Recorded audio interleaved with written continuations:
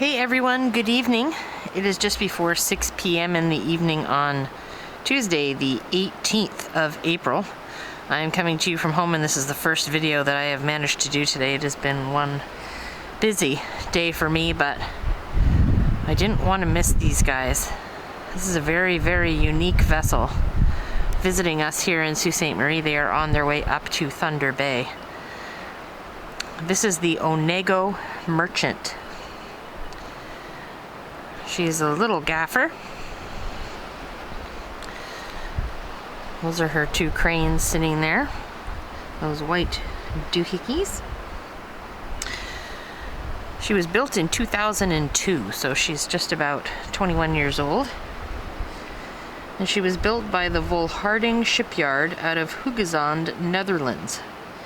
And she currently flies under the flag of Portugal. So she's on her way up to Thunder Bay right now.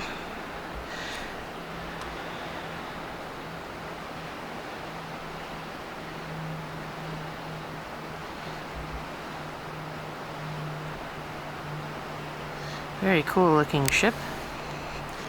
As I say, she's quite small. Under normal circumstances, she would be going into the MacArthur Lock, but of course, it's still not open. Don't ask me why, I have no idea.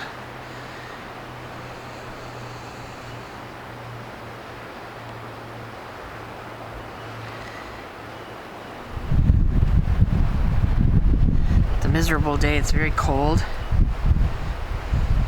and windy. She's just about 502 feet long, so she's kind of the size of the Alpina. They're in that same sort of realm.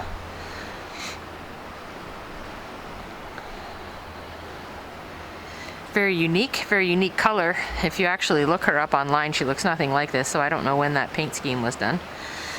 But I noticed it when I looked in some other groups yesterday and saw some photographs of her in Port Huron and saw this unique color, and I thought, man, I want to get this for sure. You can tell she is loaded. She is sitting very low in the water.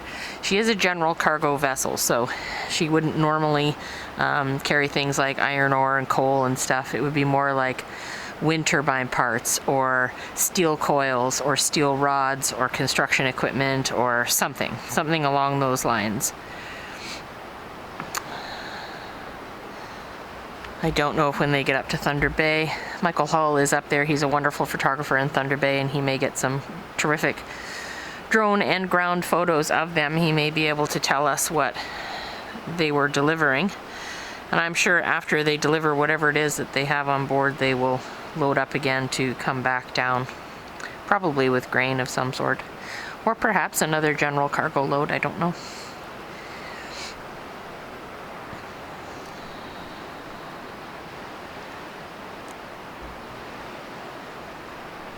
She's going very slowly because the Tim S. Duel is just coming out of the lock right now. They are downbound from Algoma Central Corporation.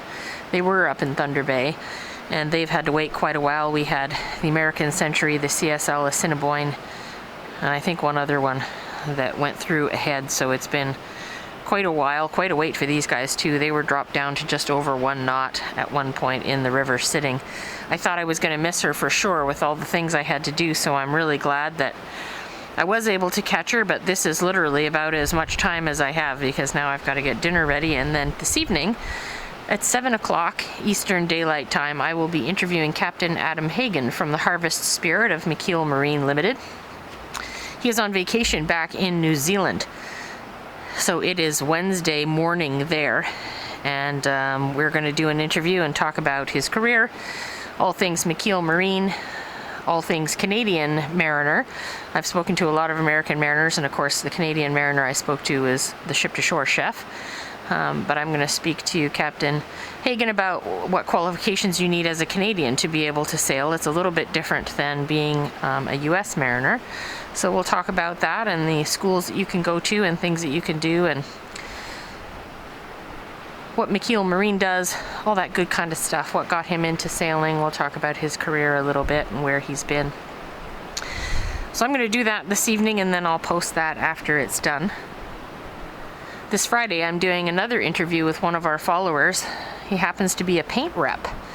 So he reps the companies that actually provide the paint to the vessels when they get painted. So that's going to be a really cool and interesting interview. I'm going to come up with some neat questions for him.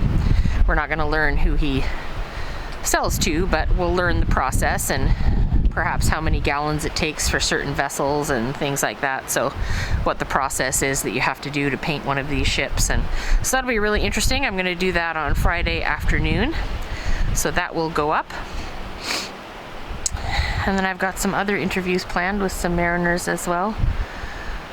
We'll get those up and going. I still have a couple of videos from the last couple of days to share. I'm going to try and get the Tim S dual. We'll see if I get the chicken going here. I'll hopefully be able to come back out and get the dual as they go by.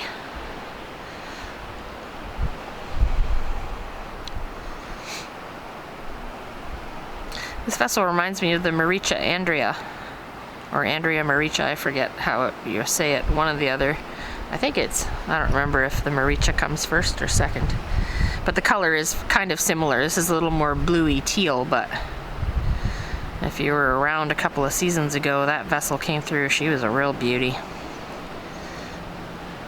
And of course I'm biased because part of her name was Andrea, so that was kind of neat.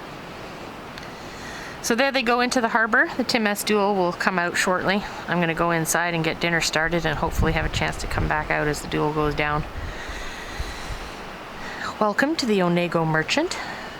Hopefully they have smooth sailing north on Lake Superior. I know it's not really fun right now, but it is an ocean-going vessel, so they will be used to big swells and things like that.